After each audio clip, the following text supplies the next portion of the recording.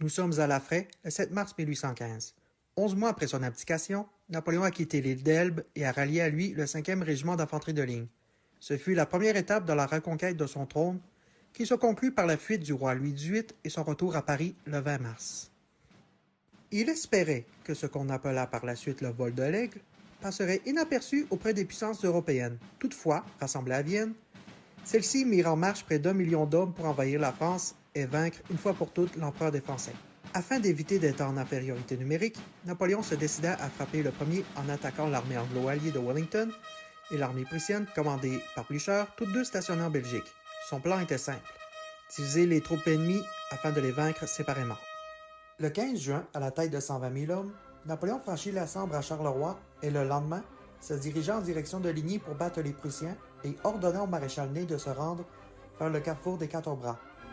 La bataille des Quatre Bras fut le prélude à celle de Waterloo, survenue 2 jours plus tard, et mit fin aux guerres napoléoniennes. Mais est-ce que deux passionnés, armés seulement de figurines 2D, parviendront à réécrire l'histoire de la campagne de Belgique? C'est ce que nous allons voir dans cette vidéo.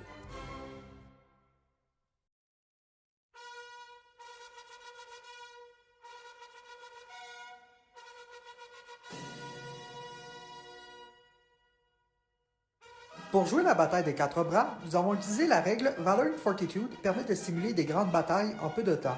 J'ai assumé le rôle du maréchal Ney, qui commandait les troupes du 2e corps d'armée ainsi qu'une brigade de cuirassiers.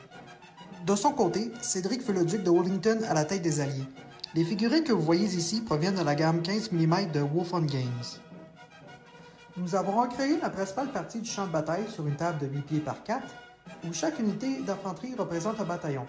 Pour gagner, les Français doivent être à 12 pouces du carrefour. Finalement, nous avons utilisé le jeu de plateau La bataille des Quatre Bras pour représenter l'arrivée des renforts de chaque camp.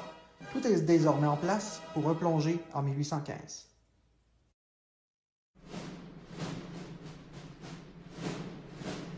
Les Alliés commencent le premier tour avec une partie de la brigade du prince de Saxe-Weimar, stationnée dans le bois de Bossu, et celle de Bylant, étendue entre la ferme de Gimioncourt et le carrefour des Quatre Bras. Pour les Français, la cavalerie légère de Péry arrive sur les lieux et est immédiatement ordonnée d'avancer afin de couvrir l'infanterie qui arrive au compte-gouttes vers le lieu des combats. Devant l'arrivée de la division du général Foy, Cédric fit tonner son artillerie pour les accueillir. Il profita également de la lenteur des Français à se déployer pour envoyer des troupes afin de combler la brèche entre le bois et la ferme. Il fit former également en carré les troupes de Bylant proches de cette ferme. Mais cela laissa ses artilleurs hollandais vulnérables et les chasseurs à cheval n'hésitèrent pas à les charger et les mettre en déroute.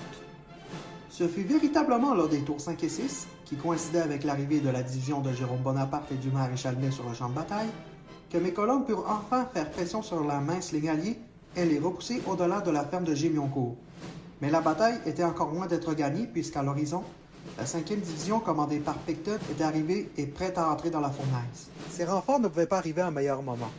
Cédric s'empressa de les envoyer devant les Français pour remplacer ses pertes. Pour renforcer sa position, il a également pu bénéficier de l'approche des troupes hanovriennes et brunswickoises, ce qui a définitivement changé le rapport de force en faveur des Alliés. Il ne fallut pas attendre longtemps avant que les échanges de feu ne s'étendent sur toute la ligne de bataille, occasionnant des pertes des deux côtés. Malgré l'arrivée en masse des Alliés à partir du 10e tour, je savais que le hasard d'une bataille pouvait changer d'un moment à l'autre et que rien n'était encore décidé. Mon plan fut de laisser mon flanc droit sur la défensive, tandis que ma gauche tournerait le flanc de Cédric. Les premiers assauts contre les régiments de Nassau dans le bois de Bossu me réconfortèrent dans mon offensive. À 15h20, la bataille était désormais à sa phase critique et Cédric fut le premier à sentir que le vent allait tourner en faveur de celui qui agirait en premier. Voyant arriver de mon côté les cuirassiers de Kellerman, Cédric envoya d'abord son infanterie en colonne d'assaut et engagea mes troupes au corps à corps sous ma droite. Le choc fut terrible et plusieurs de mes bataillons brisèrent sous le choc et se débandèrent. Le terrain perdu par mes troupes fut occupé par le duc de Brunswick. Devant la menace des Brunswickois qui menaçaient ma ligne de retraite, j'ai envoyé mes réserves pour leur faire face. Sans perdre un instant sur son flanc droit, mon adversaire envoya ses Highlanders, soutenus par les Nassauviens, dans une charge à la baïonnette qui perça mon centre. Ce fut finalement lors du 13e tour que j'ai vu que je n'avais plus d'autre choix que de battre en retraite, et les Alliés ne me dérangèrent pas dans mon repli.